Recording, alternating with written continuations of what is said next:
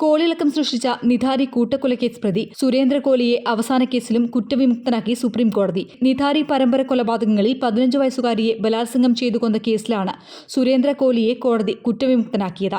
Chief justice RB Gavai, ജസ്റ്റിസുമാരായ സൂര്യകാന്ത്, വിക്രംനാഥ് എന്നിവരടങ്ങിയ ബെഞ്ചിന്റേതാണ് വിധി. കോലിയെ ഉടൻ മോചിപ്പിക്കണമെന്നും കോടതി ഉത്തരവിട്ടു. ഇതോടെ നിധാരി കൂട്ടക്കൊലക്കേസുമായി ബന്ധപ്പെട്ട എല്ലാ കേസുകളിൽ നിന്നും അദ്ദേഹം കുറ്റവിമുക്തനായി. 2006 ഡിസംബറിൽ കോലി ജോലി ചെയ്തിരുന്ന വ്യവസായിയായ മോനീന്ദർ സിംഗ് പാന്ധർ എന്നയാളുടെ വീടിന്റെ ഓടയിൽ നിന്ന് 8 കുഞ്ഞുങ്ങളുടെ അസ്ഥികൂടങ്ങൾ കണ്ടെടുത്തതോടെയാണ് കൊലപാതകങ്ങൾ ലോകമറിഞ്ഞത്. മോനീന്ദറിന്റെ വീട്ടിൽ നിരവധി കുട്ടികളെ പീഡിപ്പിച്ച് കൊലപ്പെടുത്തിയെന്നാണ് കേസ്. മോനീന്ദറിന്റെ വീടിനടുത്തുള്ള അഴുക്കുചാലിൽ നിന്ന് തലയോട്ടി ഉൾപ്പെടെ 19 അസ്ഥികൂടങ്ങളാണ് ലഭിച്ചത്.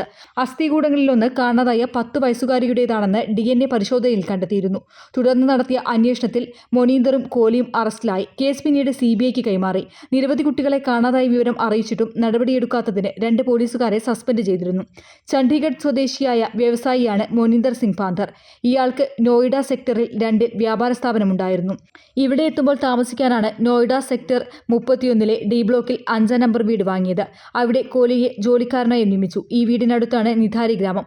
ഗ്രാമത്തിലെ കുട്ടികളെയും യുവതികളെയും നോയിഡയിലേക്ക് തട്ടിക്കൊണ്ടുവന്ന് പീഡിപ്പിച്ച് കൊലപ്പെടുത്തിയ ശേഷം ശരീരാവശിഷ്ടങ്ങൾ പ്ലാസ്റ്റിക് കവറിലാക്കി റെഫ്രിജറേറ്ററിൽ സൂക്ഷിക്കുകയും പിന്നീട് ഇവ തൊട്ടടുത്തുള്ള അഴുക്കുചാലിലേക്ക് തള്ളുകയായിരുന്നുവെന്നുമാണ് പോലീസ് പറയുന്നത്. ശരീരഭാഗങ്ങൾ മുറിച്ച് റെഫ്രിജറേറ്ററിൽ സൂക്ഷിച്ചിരുന്നുവെന്നും കോലി പ്രത്യേക മാനസിക രോഗത്തിന് അടിമയാണെന്നും പ്രോസിക്യൂഷൻ ചൂണ്ടിക്കാണിച്ചിരുന്നു.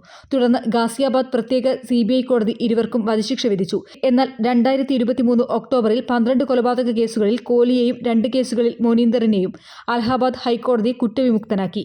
ആകെ 13 കൊലപാതക കേസുകളാണ് കോലിക്കെതിരെ ചുമത്തിയത്. 13ാമത്തെ കേസിലും കോടതി കുറ്റവിമുക്തനാക്കിയതോടെയാണ് കോലിക്ക് പുറത്തിറങ്ങാനുള്ള വഴി തെളിയുന്നത്. News desk media vision. Do you know where India's best steel windows and doors factory is located? How many of you know that it is in Malappuram, the land of football?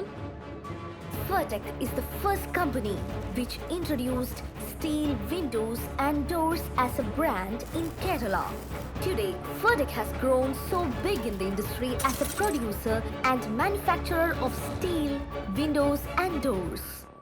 Vertec Industrial Park, India's best quality steel windows and doors.